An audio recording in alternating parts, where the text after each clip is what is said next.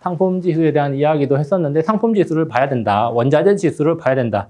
결국에는 원자재 지수가 바닥을 찍고 턴했을 때 그때가 진정한 바닥이었다는 거예요, 시장에. 원자재 지수의 어떤 사이클, 흐름이 왜 그러면은 중요한가? 바로 우리 경제 순환 사이클과 어느 정도 일맥상통하는 면이 있기 때문이다라고 이야기했었고, 그게 워낙 중요하고 지금 시장의 메커니즘을 이해하는데 많은 도움이 되기 때문에 이번 세미나에도 지난번 자료를 좀 인용해서 가져왔습니다.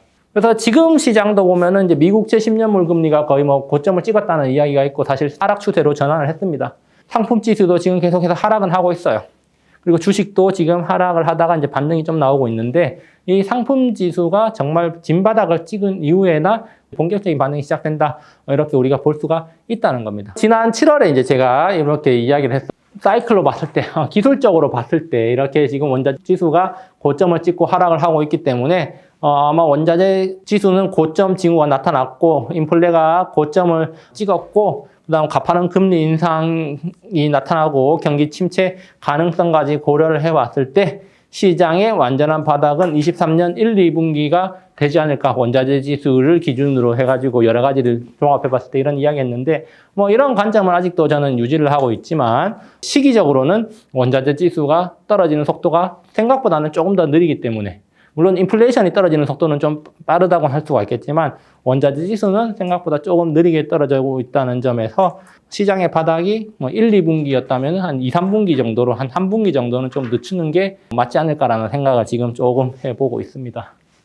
그래서 지금 상품 지수를 한번 살펴보면은 딱 앞서 살펴봤던 거를 이제 다시 한번 확인하는 거예요. 현재 원자재 지수를 보면은 시장이 먼저 하락을 했고 지금 원자재 상품 지수가 이렇게 계속 하락을 하고 있는데 최근에 한 3주 동안 반등이 나왔습니다. 주봉상으로 최근에 반등이 나왔고 MACD 기준으로 주봉을 보면은 지금 바닥권에서 과매도 권역에서 다시 상승을 타진하고 있는 그런 모습입니다. 자, 그러면 이제 여기서 이런 생각이 들 수가 있는 거죠. 야, 그러면 주봉상에서 지금 반등이 나오면은 그 원자재 지수가 바닥을 찍었냐? 그건 아니라는 거예요. 월봉을 보면은 아직까지 더 떨어질 여지가 있다는 겁니다. 아직까지 충분히 더 떨어지지 않았다는 거. 그렇지만 월봉은 긴 시간이기 때문에 주봉에서 반등이 한번 나와주고 나서 다시 재차 한 번 더 하락할 가능성이 있다.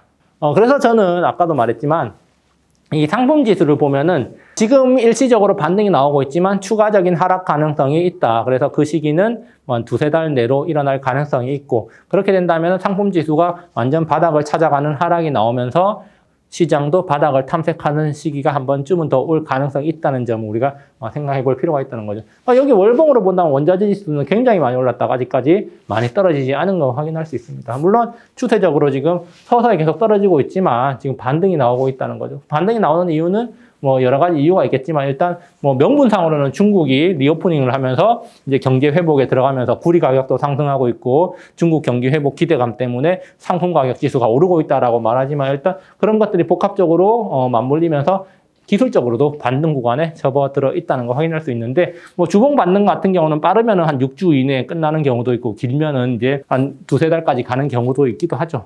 그렇기 때문에 지금 이제 한 3주 정도 반등이 진행됐기 때문에 추가적으로 뭐 한 달에서 두 달 정도까지도 뭐 반등이 나올 수도 있겠지만 그 이후에는 하락 가능성이 더 높을 수도 있다. 물론 이제 여러 가지 변수가 있겠지만 중국의 리오프닝에 대한 기대감이 감소할 수도 있는 거고 뭐 여러 가지 이유가 나올 수도 있겠죠. 어쨌든 월봉상으로는 아직까지 더 떨어져야 되는 게 맞다는 거고 만약에 상품지수에 투자를 한다면은 상품지수에 숏이 더 나올 수도 있다는 게 월봉으로 드러나는 거죠. 장기적인 관점에서 말이죠.